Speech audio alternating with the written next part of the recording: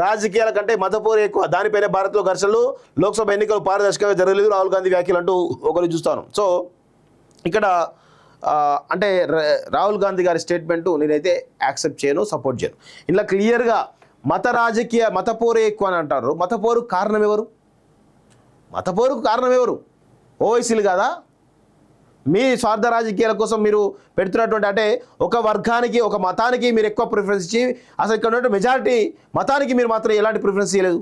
Vote bank రాజకీయాల కోసం ఆ మతాన్ని ఎక్కడికో తీసుకుపోతూ ఉంటారు. ఇది ఎంతవరకు కరెక్టు? ఓవైసీలు చాలా క్లియర్గా చెప్పారు. ఏం చెప్పారు ఇక్కడ?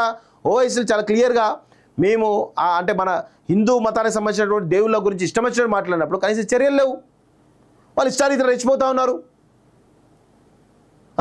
మొన్న ఏమైంది, రేవంత్ రెడ్డి గారు ఏదైతే ఫాతిమా కాలేజ్, ఓవైసీకి సంబంధించిన ఫాతిమా కాలేజ్ విషయంలో అది ఒక చెరువు FTA కట్టిరు, దాన్ని కూల్చేయాలని చెప్పేసి అన్నప్పుడు ఇమ్మీడియట్గా దాన్ని డైవర్ట్ చేయడానికి అక్కడ ఉన్నటువంటి హిందూ గుళ్ళపైన దాడి జరిగింది.